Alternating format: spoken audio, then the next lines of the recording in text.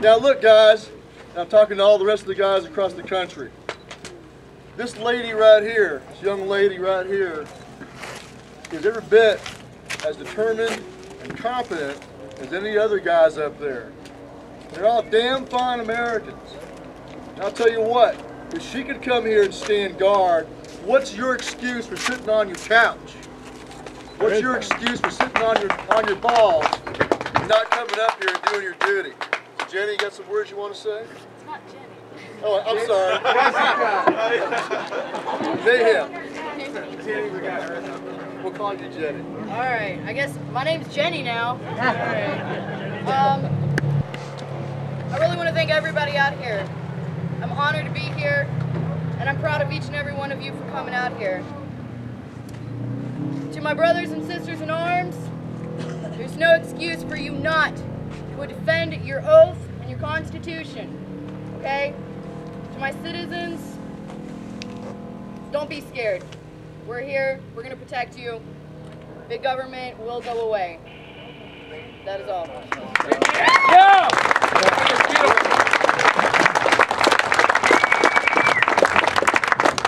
Now, in honor of the stand that was taken this last Saturday, that continues on right over that hilltop over there and on this whole ranch, I'd like to show you a banner we presented. We're going to present to the Bundy family.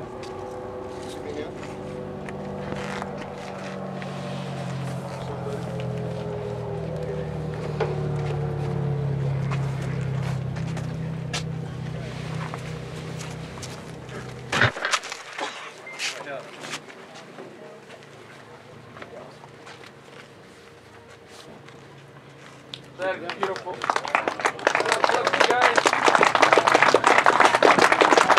Jump it up, very good. Think about that.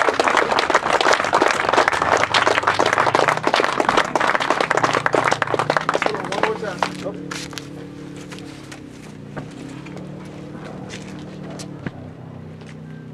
Do us a favor, put the "Don't Tread on Me" sign in front of it too. Yeah. We'll hang it up back behind for a bit. Now,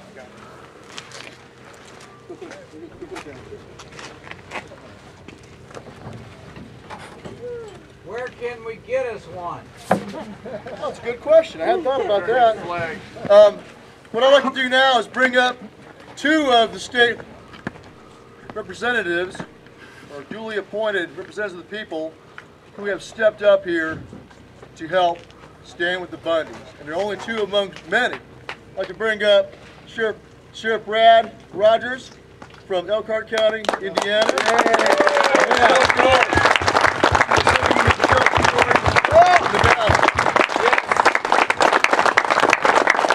There were others. We had a coalition of Western legislators and sheriffs who have come through and cycled through to stand with the Bundys.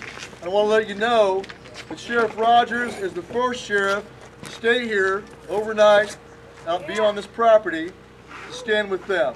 It's the first of several, it's the first of many. We have, after him is going to be Sheriff Denny Pyman of Kentucky, first stand-up sheriff, and also Jeff Christopher of Delaware.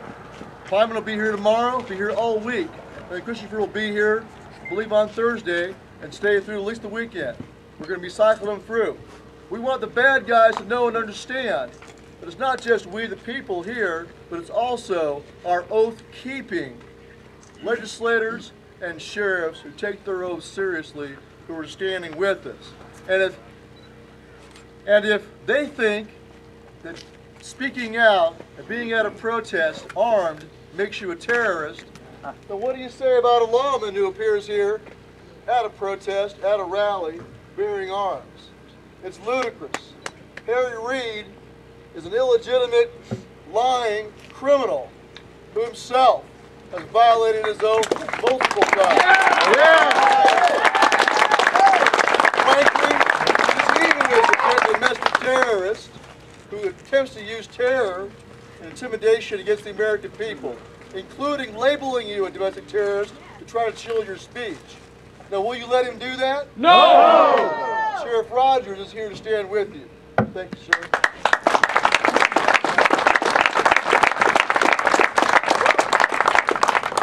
come to you as an Oathkeeper sheriff, an elected sheriff from Elkhart County, Indiana, who has taken an oath of office to defend and uphold the Constitution. There's going to be more sheriffs, as Stewart said, coming this coming week. I came here on vacation and not on the county's dime. I came here to show my support.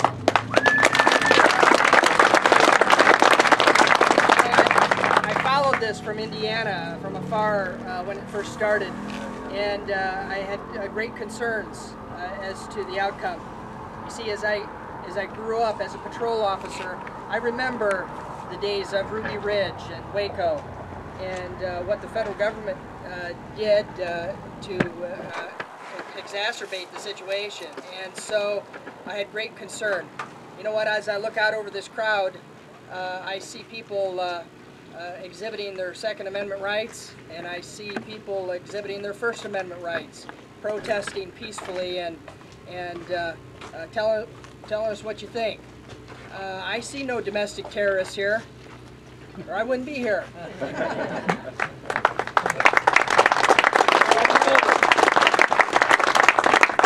I was concerned upon hearing from Indiana that there was going to be women and children put out on the front line. Well, after some investigation, I found no women and children that were even put out in front, as some has suggested as tactics. Now, we would never do that. We would never put helpless women and children intentionally in harm's way. Oh, sure, there's brave women here and cowgirls that were out there to retrieve some of these cattle back that were the Bundy property. But there were no cowards here. There were no women and children put on the front line. You know, 21 years ago today, Waco happened. And something that could have been handled so peacefully by an elected sheriff in that county is if the feds had an issue with Mr. Koresh, all he would have had to do is say, "Sheriff, we have a warrant for his arrest." And the sheriff would have said, "Yes, he goes to town every day, he jogs, he gets supplies, I'll take care of it." And we would have arrested Mr. Koresh, and there would have been no problems. Instead, we have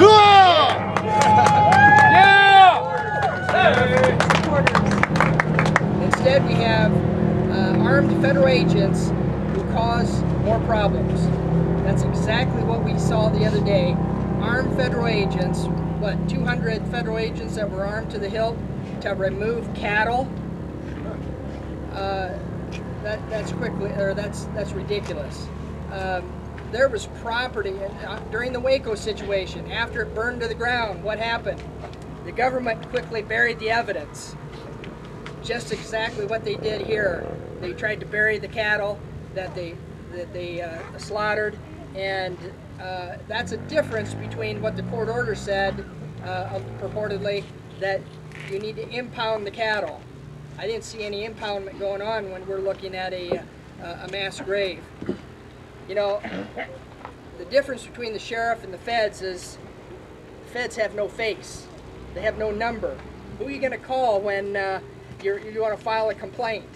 Do you even know their names? Of course not. You know the sheriff's name, you know his number, and you know how to get a hold of him. The sheriff can intervene for peaceful results. You see, back in 2011, I had an Amish farmer who was being harassed by the Food and Drug Administration and the Department of Justice. In fact, they even subpoenaed him to appear in a grand jury. As sheriff, I determined that it was harassment, and I told the feds, do not come back to this farmer's property unless you have a warrant based on probable cause signed by a judge, or I'll arrest you for trespass. That was 2011, and they haven't been back, and the farmer's milk production has doubled. Mr. Bundy said he would submit to the sheriff if he needed to do so. So I ask, where is the sheriff of Clark County? Where is the sheriff? Where is he?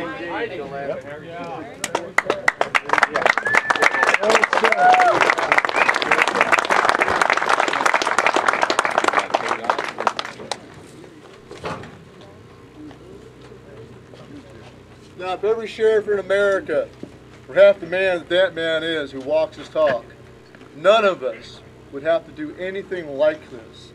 And we could all, as Mike Vanderbilt said, simply enjoy raising our children, loving our spouses, and living our lives. But because evil men never rest and never stop, so must we be eternally vigilant. We must make sure, and it's our fault, as he said, that we don't have sheriffs like that in every county in America. We should look in the mirror. It's our own fault. You folks from Clark County, you got to get yourself a real sheriff, or this will keep on happening, because you will have no shelter, and the people themselves will be forced, as a state of nature, to defend themselves against a tyrant, worse than a private criminal. Now, there was one Nevada legislator, and only one, sadly, who stood up from the beginning for the Bundys. She was here last Saturday. She was here before last Saturday. She's been here ever since. Michele Fiore, Assemblywoman.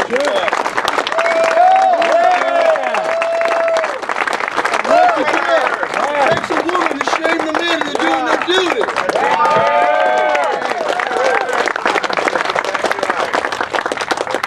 You know, I have to just tell you that it wasn't me. It was all of you that really made a really strong statement to our federal government. And I want you to remember these 3 words, because we will not be governed by gunpoint ever again. Yes.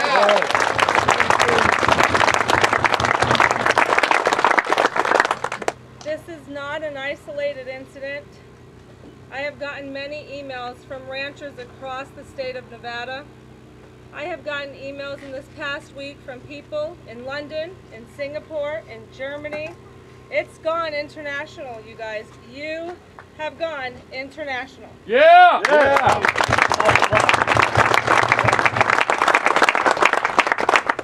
Just as they have slaughtered the Bundy cattle, and understand, I've seen photos of the, I can't even call them holes, they're mass grave sites that they dug, and other grave sites. This wasn't about an unpaid bill. This wasn't about herding cattle for an auction for a bill, because if it was, the stewardship of those supposedly BLM ranchers would have never slaughtered and cruelty herded those animals. And that's exactly what took place. And that's exactly what we have to get across America. Because in our 11 western states, when you looked at that map, if you guys saw that map up there, the federal government wants all of that. And they will stop at no cost, including putting ranchers out of business that have been ranching for generation after generation. And the people to death. Sorry to say. And the people to death. Yes. So it's up to us to really get the word out across America, across the world, that this is unacceptable behavior for an American government. Do you know how many countries outside try to flee into our country for freedom? A lot. Every one. And you know what I found out this past week?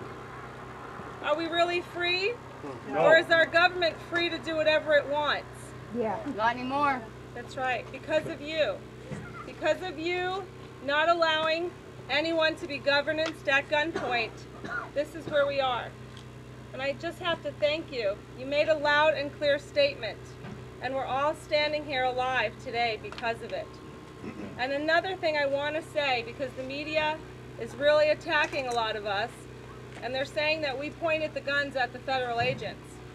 And we have photographs, thank goodness, that show the federal agents pointing their firearms at all of us, and we never pointed back. I just want you to know that. We did not aim at our federal agents. Were we prepared? If they fired that first shot, absolutely. But we were not here to harm anyone. We were here to protect our lands. And I just have to thank each and every one of you, because this isn't the end. Like Harry Reid said, it's not over, and there's going to be more to come. And I hope this was, unfortunately, a practice drill that got the spotlight on Nevada and other ranchers across the United States, and a big, loud and clear message to the federal government that we are not going to stand for this. So I want to thank you, and you guys have a nice evening.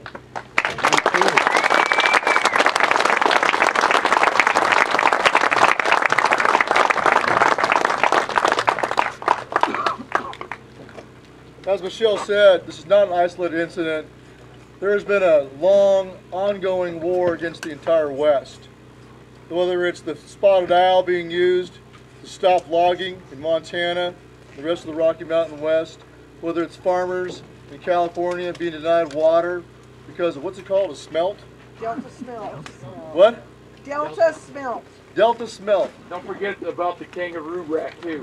That's right. And up in Utah, in Sheriff Mark Gower of Iron County, Utah, in fact, one of the first sheriffs we reached out to when I founded Oathkeepers, because he had stood up to the FDA, or the EPA, I mean, in his county, where you had a similar situation to the Bundys. You had Mormon farmers who had been farming the same soil as their grandpa and their dad for generations, being told they could no longer till that soil because it was now prairie dog habitat. As if you could ever possibly kill all the prairie dogs. They're like rabbits. They reproduce like mad. So Sheriff Gower took a stand, much like Sheriff Rogers, and said, not in my county.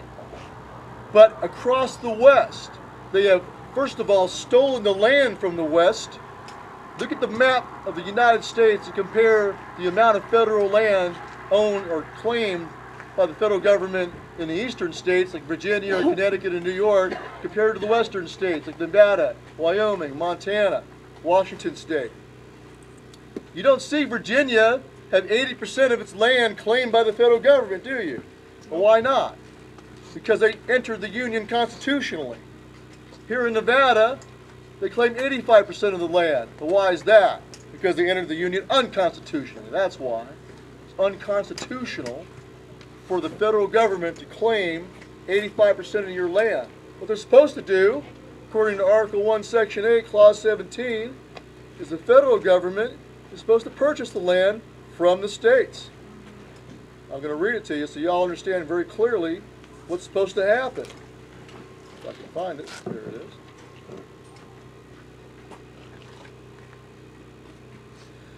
It says Congress has the power to exercise exclusive legislation in all cases whatsoever over such district not exceeding 10 miles square as may by cession of particular states and the acceptance of Congress become the seat of the government of the United States, and exercise like authority over all places purchased by the consent of the legislature of the state in which the same shall be for the erection of forts, magazines, arsenals, dockyards, and other needful buildings. Now let me ask you, when did the legislature of the state of Nevada ever consent to selling its land to the federal government? And when did the federal government ever purchase that land? Never. Instead, they robbed you at the moment of statehood. I'm making it a condition of statehood that you must give your 80% of your land to them. Is that anywhere in the Constitution? No. Is that in compliance with equal footing? The doctrine of equal footing, whereby each state is supposed to enter the Union on an equal footing with the original states? It's not. So you were robbed from the very beginning.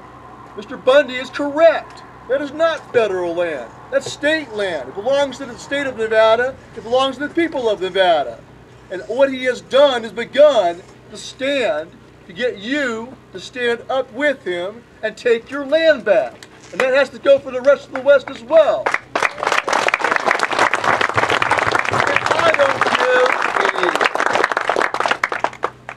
try not to cuss. I don't give a dang what a federal court has to say about it. Is it right because a federal court says so? No. In all cases? Is it constitutional because a federal court says so? No. Let's trace back through the history of the Supreme Court and mistakes it's made. First of all, Dred Scott, where it ruled that an escaped slave from the South could never become a citizen of a northern free state, even if that free state wanted to recognize that that escaped slave and make him a citizen. They said no, he would always be the property of his slave master. That's what Dred Scott said. Is that a right decision? No. Next you can look at the Fugitive Slave Act that flowed right out of that decision, where they decreed that any escaped slave must be returned to his master. Well, you know what the Northerners said to that? They nullified. You had northern counties where the sheriff refused to arrest somebody who was running the Underground Railroad, refused to turn over the slaves, and in fact the sheriffs threatened to arrest the marshals, U.S. Marshals, who were coming in to arrest people and under accusation that they were violating the Fugitive Slave Act. Further, northern juries acquitted them if they ever did wind up in federal court. They nullified and set them free because they understood and knew just because a court says so doesn't make it right. Just because the court says so does not make it constitutional. That's the same lesson that James Madison and Thomas Jefferson showed us in the Virginia and Kentucky Resolves, right? What they say was the duty of a state when the federal government crossed the line and violated the Constitution and violated the rights of the people. It's the duty, it's the obligation and duty of the state to step in between the federal government to interpose itself and protect the people against the violators of the compact by which those states entered the Union. That's what they told you. Go read them. Know your own history. And what were they responding to? The Alien Sedition Acts, a law decreed by the Federalists with John Adams, of all people, as president, which shows you that no man is above the fall. John Adams, as president, signed into law Alien Sedition Acts, which allowed them to take away a newspaper editor and throw him in jail for criticizing the president. Is that a clear violation of free speech? Of course it is. And so it deserved to be violated itself, deserved to be nullified and ignored. Same thing holds here today too. And two more cases I'll show you. In the Shank case in World War I, anti-war protester handing out leaflets against the war was arrested for doing so. And Justice Holmes, who was a Civil War veteran, I guess his passion was up, said that speech that would be tolerated in peacetime will not be tolerated so long as men fight. Now I look at my copy of the First Amendment, I can't find that there, where it says you have the right to free speech or it shall not be infringed, unless in wartime. Does it say that? No. Was that a constitutional decision? No. Is the Constitution merely whatever the judges say it is? No. If that were so, then why would they swear an oath? When they enter office, they also raise their hand and swear an oath, support and defend the Constitution. If it only means whatever they say it is, they could just say, I swear to support and defend whatever I think is right. Right? Because they would be the Constitution. That's a dictatorship. The dictator opens his mouth and makes law. That's not what we live under. We are a republic. Last example, and all of these are examples that no leftist legislator, no leftist journalist could ever argue against. Last one's Korematsu, the Japanese internment in World War II, where Japanese Americans, U.S. citizens, were detained in the concentration camps because of their race. Was that constitutional? No. Of course not. You have a duty and obligation, as our Declaration of Independence says, to defend your liberty. When the government, which was put in place to preserve your liberty, becomes an abuser of your liberty, abuses those ends, you have the right and the duty to throw it off, or at least to correct it. And that's what our forefathers did, April 19, 1775. They gave Gage and his men quite the correction, didn't they? Yes, they did. And Gage, like so many others before him, misread the resolve, and since misread the resolve of the American people. The British officers were convinced the Americans would not fight, would not dare fire on the King's men. They were proven spectacularly wrong that day. Now recently, last year, in Washington, D.C., we saw something similar happen.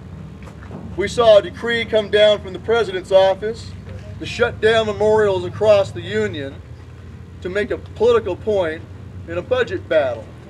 So you had the specter of World War II veterans on their honor flight, probably their last time to ever get a chance to go look at their own memorial, being told they can't go in and a barricade being put in place. Now, what was the response of the World War II veterans? They stormed those dang barricades one last time and entered their own memorial in defiance of the decree. And then we saw other veterans from around the country rally there and grab those barricades, as they called them, and carry them, return to sender, to the front lawn of the White House and dump them on the lawn.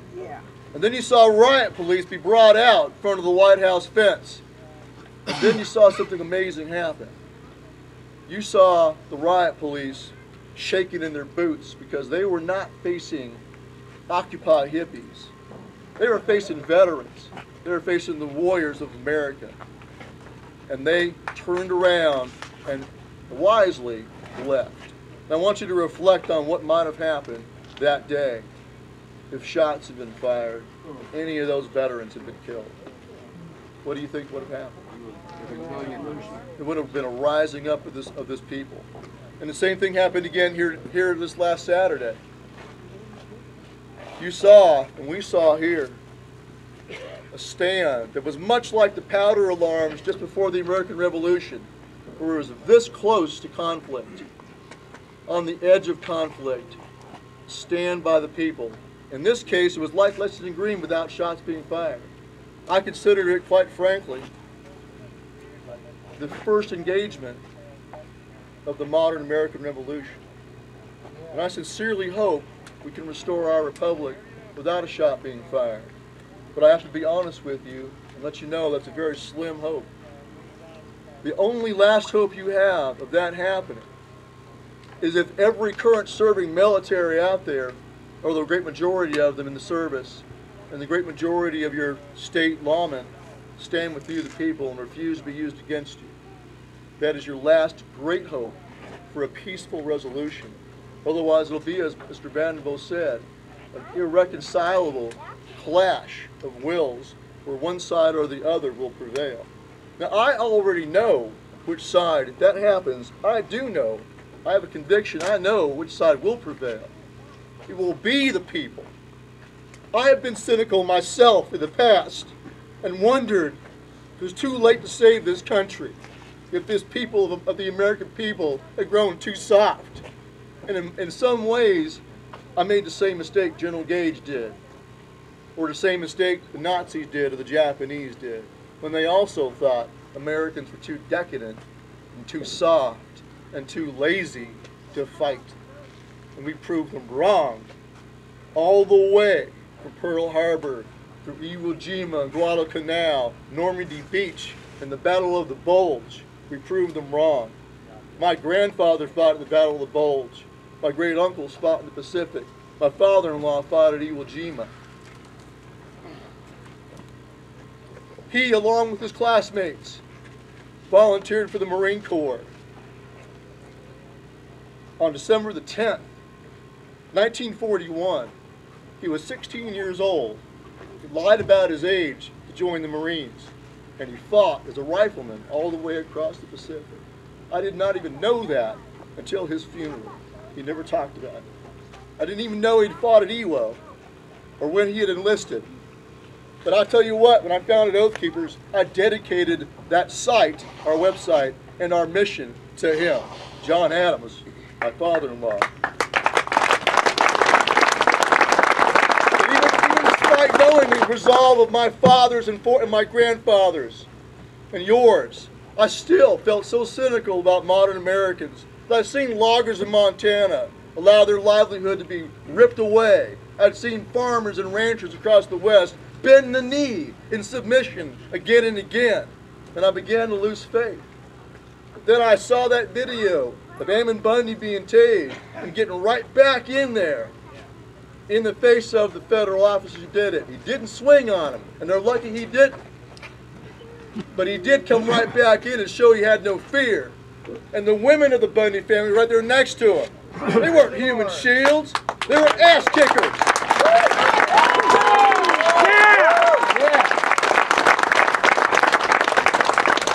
And I'll tell you what, that's what grabbed me and made me get up out of my chair and come down here.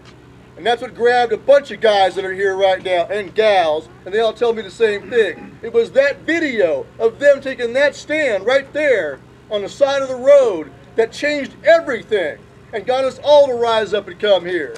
And when they came here, we continued to stand. I haven't seen one person here back up 1 inch ever since. And I've had the goddamn privilege and honor to stand up there with some of the finest Americans I've ever met in my life, of all ages.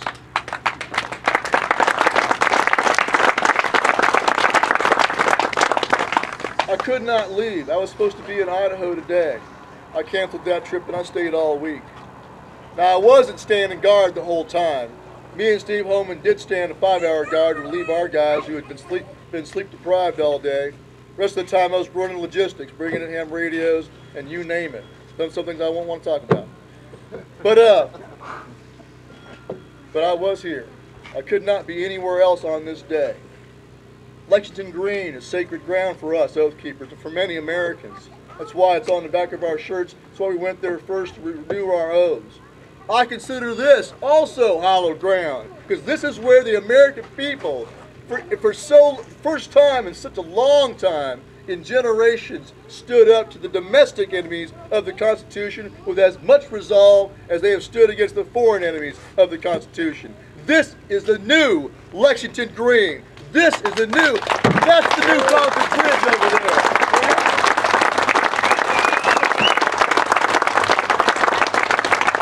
And I want to thank the Bundy family for being the courageous Americans to show us how it's done. And that's why we had that banner that says Cowboy Up America. That's what's got to happen. We hope and pray that the entire West stands up. Do not bend the knee. You must stand. In closing, I want to tell you something. It's an eternal truth. There are more good people than bad. But if the bad guys are organized, but the good guys are not, and the good guys sit on the couch and don't show up, the bad guys will win. But when the good guys stand up and join together, the good guys will always win because you have the numbers.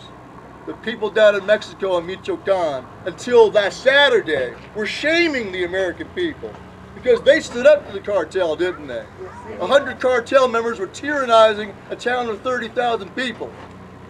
And it took the cartels threatening and sometimes actually taking their daughters in payment to get the people to finally stand up. When they rose up, they realized that they vastly outnumbered the cartel, and they began to hunt them down like coyotes. Anybody with a cartel tattoo, they hunted down and killed them. And the people of Michoacan today are secure in their homes because they finally took upon themselves the responsibility of being a citizen's militia.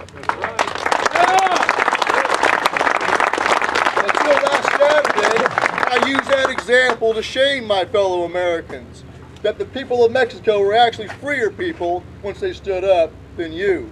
That is no longer the case. Just like the people of Michoacan, Mexico, we have awakened here a sleeping giant of good people who have finally realized their strength and realized that when they stand together, they cannot be stopped. That does not mean that those of us who stand guard here, and I'm going home tomorrow for Easter Sunday. I promised my wife and kids. My kids wrote letters to the Easter Bunny saying, don't bring any baskets unless Dad's home. So I'm going to go home, spend Easter with my family tomorrow. Then I'm going to Pastor Chuck Ballman's church tomorrow afternoon with a roster in my hand.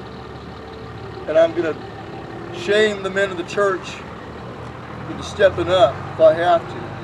And the first name on that list is going to be a 91-year-old World War II veteran who I spoke to on the phone last night, Ren Bodecker, who had done 3 combat jumps during World War II as an Army Airborne. He told me, Stewart, I want to be there. I want to stand with those good Americans. So he is going to be coming back with me. And his name will be the first name on that list.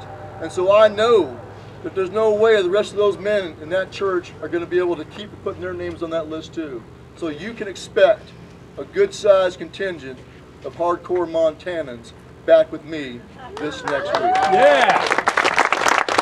And we will rotate in for as long as it takes to protect this family, to stand as a buffer between the Bundy family for as long as they want us here as their guests, to stand between them, along with all the 3%ers and the militia guys and the patriots from across this country, until the governor of this state does his duty, until the sheriff of this county does his duty and interposes where we should not have to stand because they should stand there. We will do that for as long as it takes. That's all I got to say. All right. Stewart, God bless you. Now I want to bring up anybody here who has stood guard up there, or anybody here who was on Saturday and did not hightail it, but who stayed right here. I want you to come up here on the stage. Come on up. Come on, guys. If you were here Saturday with these folks, or you served guard duty since then, come on up here. And there are a whole bunch more over there across the hill who are not able to be with us today because they're doing guard duty right now. Come on up here, folks. These are just a fraction, a tiny fraction, of the fine Americans who have stood with the Bundy family over this past few weeks. Come on up here, folks.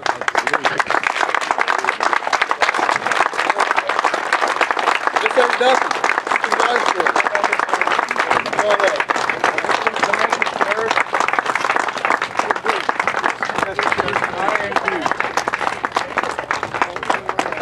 Now, among these folks up here, we got Steve Homan. Steve Homan over there. Raise your hand, Steve.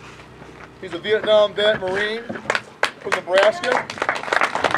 He's the Nebraska chapter president. Now, look, guys, for all the rest of you guys out there on the couch, I don't care how old you are, you got no excuse. You got a 91-year-old World War II vet coming. You got a Vietnam vet there with 5 stoops in his heart. You still got a Viet Cong bullet in his belly, shrapnel in his wrist. He was here. He pulled guard duty with me for 5 hours while our men slept. You can do it. You can do it. We got veterans here from here in rural Nevada and from across the West.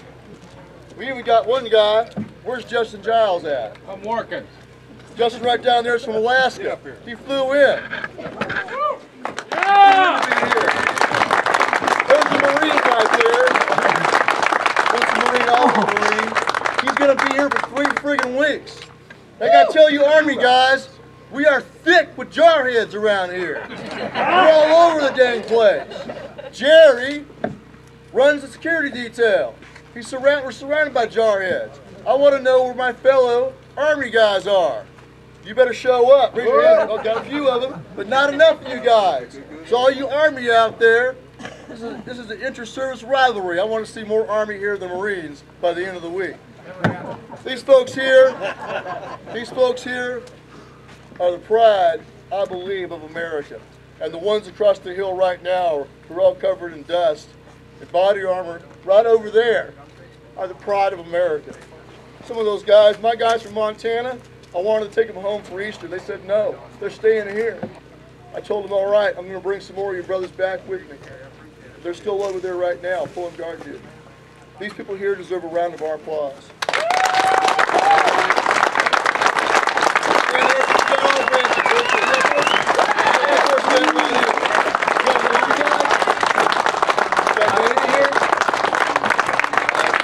Got Jeff here, his Navy guy. Well, we're going to have a few more speakers, but I think now's a good time to bring another Vietnam vet up here, Elias, from Montana, our Montana chapter president. He's also on the board of directors. I want to let you know, there will be an Oathkeeper board of director member here at all times from now on. One of us will be here at all times. We will never ask our men to do anything we are not willing to do ourselves. That you can count on. So Elias here is going to be followed up by David Helms, a Ranger veteran. He's going to be here tomorrow night. And Elias is going to read the oath. For those of you who choose to renew your oath or take an oath for the first time, you may join with us now. as our forefathers did on Lexington Green in 1798. Many of them veterans of the Revolutionary War there with their sons. They had fought at Lexington and conquered. They brought their sons with them to renew their oaths. So it's a sacred thing to do. Do not do it unless you take it seriously. And quite frankly, I don't want you to take this oath today unless you're willing to pull a stint up there on that hill. Don't do it unless you're willing to pull a stint. Or be here in support in some capacity. If you don't think you can go up there and actually pull guard duty, and boy, you better have something really wrong with you. But if you don't think you can do that, then you can at least be here in support. Don't take it otherwise, folks. Otherwise, you desecrate it. Thank you, Ross. I don't know what to say to follow this guy, but I've been following him for 5 years now. This is the anniversary of Oathkeepers' founding. His first muster was in April 19, 2009, Lexington Green. I've been on board since day one with this group, and it has changed my life for the better. I was a Marine, veteran of the Vietnam War, with serious questions, serious doubts, until Stewart Rhodes introduced to me the idea that is dynamically explosive, carried in the simple act of a serious person standing and raising that hand and swearing or affirming that oath to the Constitution. What I have enjoyed about working with Oathkeepers is I'm correcting something that happened when I stood and took that oath in 1965. I had no idea what I was swearing to. I had graduated high school, but nobody taught me that the oath, which is required by Article 6 in the Constitution, that oath is sworn to the paper. It is not sworn to the government that came out of the paper. And Oathkeepers teaches law enforcement and converts them into peace officers. We teach soldiers and convert them into oath keepers.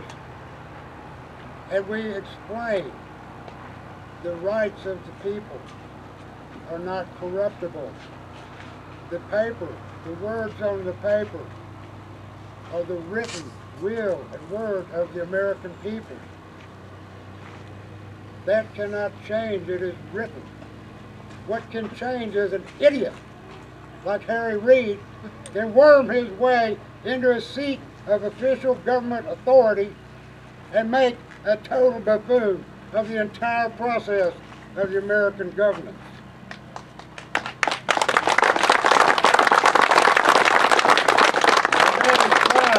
The oath is not sworn to the government. A corrupt person can get into power. Nothing can change the written word. Sorry to bore you guys with the details, but it's of my testimonial. My life has been uplifted.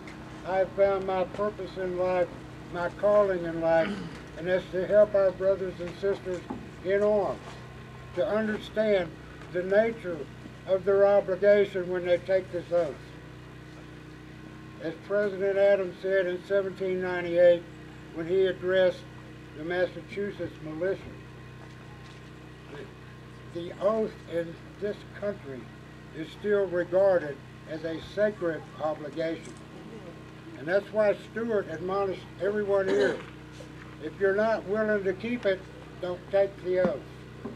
And if you are willing to keep it, one of the best ways we have ever seen to keep an oath is to be down here in whatever capacity and support the Bundy family.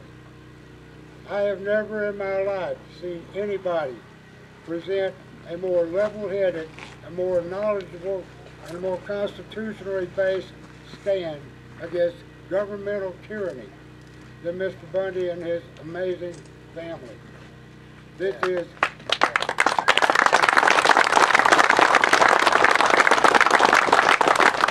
I know that, and thank you for being gracious enough to let me speak a few words. Everybody who would like to renew your oath or take it for the first time, please stand, raise your right hand, and repeat after me. And right off the bat, I'm going to ask you to say your name when I read the word I. Right off the bat. I will say my name is Elias. You guys each speak your name. Repeat after me, please. I. Brandon Bell. Do solemnly swear or affirm. Do solemnly swear or affirm. That I will support and defend the Constitution of the United States of America. That I will support and defend the Constitution of the United States of America. Against all enemies. Against all enemies. Foreign and domestic. Foreign and domestic. That I will bear true faith and allegiance to same. That I will bear true faith and allegiance to the same. And that I will take this obligation freely. And I will take this obligation freely. Without any mental reservation. Without any mental reservation. Or purpose of evasion. Or purpose of evasion. Pledging my life. Pledging my life. My fortune. My fortune.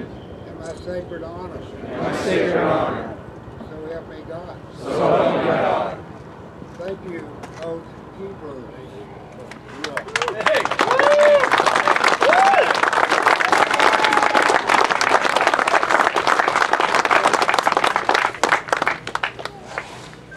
Now,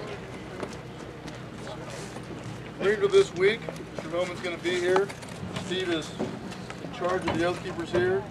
Jerry up there is in charge of security details. Steve's obligation duty here is to support him as much as possible. And he's a Marine. Told you we're too thick with Marines. And he's going to be aided by Justin Giles here, another Marine who acts as his XO for Oathkeepers. We are here to support the Bundy family first and foremost, and support their security detail for whatever they need. We are gathering logistics from across the country. We've set up an account with Home Depot and with Walmart, folks that donate from across the country, essential items. We have a roster of folks that call into and sign up. They want to join. It's on our website, the phone number. We also have a scuttlebutt phone number they can call if they want to find out whether something they heard on the internet is true or false. These gentlemen here will help me running all that logistics. We've had a lot of logistics support. I can't even recount how much we've been doing all this week. And it's not to brag about us, it's just to say, look, this is what we're here for. And we do have our men up there pulling guard with rifles, and there'll be more of them. So, the bad guys out there, this is truly the tip of the iceberg.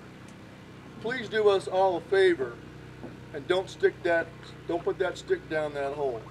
Let's try to keep this peaceful, but we also put them on notice that we are Americans. We will stand erect. We will not bend the knee. As American revolutionary Zapata said, it is better to die on your feet than live on your knees. Amen.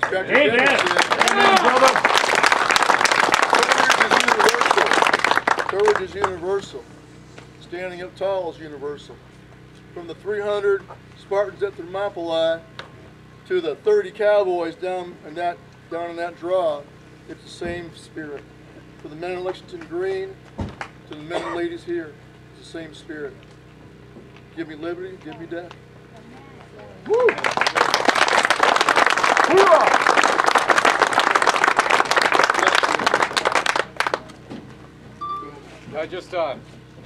I wanted to say that some of the people I've met here are the finest people I've met in my life. An awful lot of them are over there right now, sleeping in the dirt, eating kind of cruddy food, trying to get an hour of sleep a day. And I hope that the people that live here realize the sacrifice that they're putting forward. A lot of these people actually quit their jobs to come defend liberty here. And I'm honored to be around each and every one of you. And it doesn't matter how this turns out, but I know one thing. I and the people over there will kneel before God and stand up to tyrants, come what may. Amen.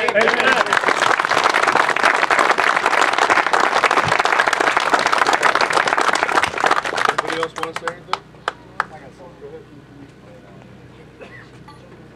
Hi, my name's Phil. I'm with Southern Nevada Oathkeepers, and I just wanted to share a story that was related to at one of our meetings by a couple of our members. I believe this happened Wednesday, not this past, but the Wednesday before. A couple of our guys were coming up here to check things out, and they got stopped by Metro. And as you might expect, they were detained, they were cuffed, they were disarmed. Now, I'm going to give away the ending here. Yeah, by the end of the stop, everybody was best friends. But they got to talking, and about this time a BLM guy pulls up, and you got 2 Oathkeepers and a couple of Metro cops and a BLM guy talking. Those Metro cops said, you know, this sucks. I hate that we have to do this shit. Pardon my language. It's a quote. You know, we hate that we have to do this. And the BLM guy says, you know what, me too. 'Cause I didn't sign up for this. And it got me to thinking. It got me to thinking about the nature of our enemy. These guys who are breaking their oaths, they're being held hostage. Yeah, they got families that they need to feed. They got pensions to worry about. And it's these guys. Speak up! I'm sorry, can you hear me now? It's these guys who took their oath and meant it, but who are serving a tyrannical government and who are scared. These are the exact guys that I need to reach out to, and you need to reach out to. Good point. You need to reach out to them and say, hey, we know it's tough, but if you honor your oath, you're my brother, and I got your 6. That's it. Amen. We got your 6 if you honor your oath.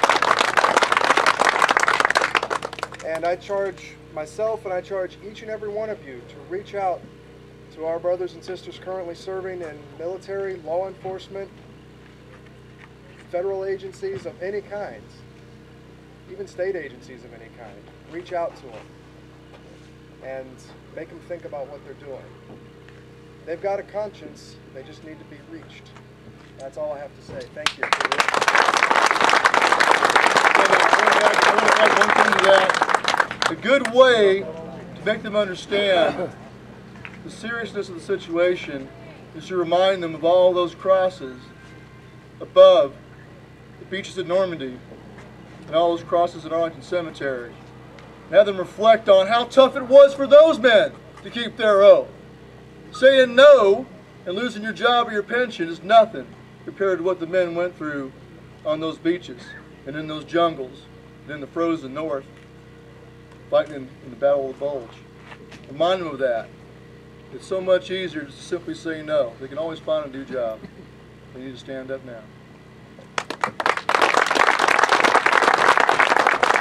I want to share a concept with you. We have our forefathers of the past. You can think of the founders of the country. They didn't say, I'm going to be a forefather. They were just, they didn't like go, wow. They were just people just exactly like you and like me. And at a moment of time, they weren't thinking about that. They were acting in that moment. And what I want to say is, you are the forefathers of the future. And as time goes forward, you look back, you know, like for example, Lincoln was a long time after Madison and Jefferson, but they kind of start blending together. And out here in the future sometime, the actions that you take, it will blend right in with Lincoln and the great liberators of the past. You are the forefathers. And it happens at moments just like this and moments in the future. Just people doing what has to be done. Amen to that. Amen.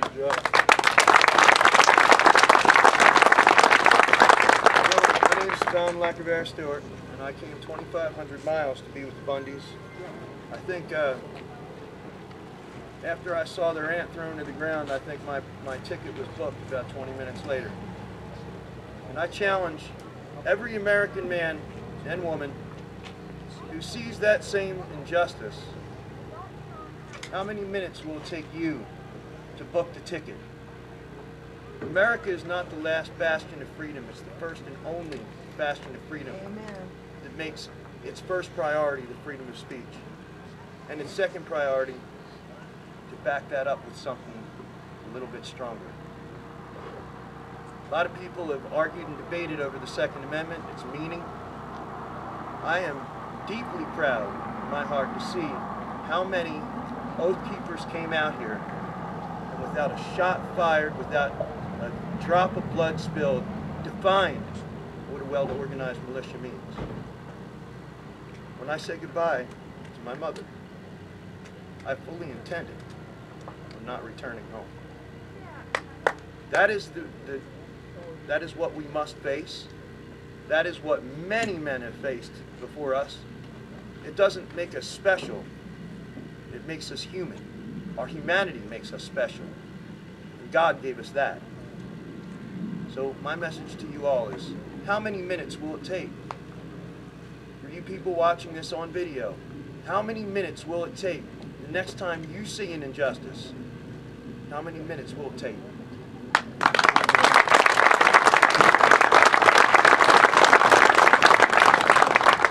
You know, it kind of reminds me of a line from one of Shakespeare's plays, where it was talking about men going into battle together, and talked about how years hence, men who weren't there will wish they had been. And talks about how we happy few, we band of brothers, we were there. Every one of you has a chance to come here and take a stand, and when you do so, as Jerry said up there, we will leave better Americans for this experience. Just the risk, because when you do come here, it is a risk, I won't lie to you. There is a chance, because of what we've seen in the past from our government, they may choose to go the insane route that they took at Ruby Ridge or Waco, rather than the sane route of a peace officer who simply keeps the peace. So there is that risk and that chance. But taking that stand, despite that chance, is what makes you a better person.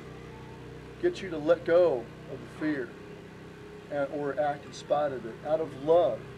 Love is what conquers fear. It's not hatred, it's love. Ask any war veteran, it's love of the man next to you, to your right and to your left. And when you're fighting for your homes, it's love of your wives and your children and your posterity. Now, Marine General Smedley Butler, two times winner of the Medal of Honor, once said, there are only two things worth fighting for. One is our homes, and the other is the Bill of Rights. And here, we in the West fight for both. Amen.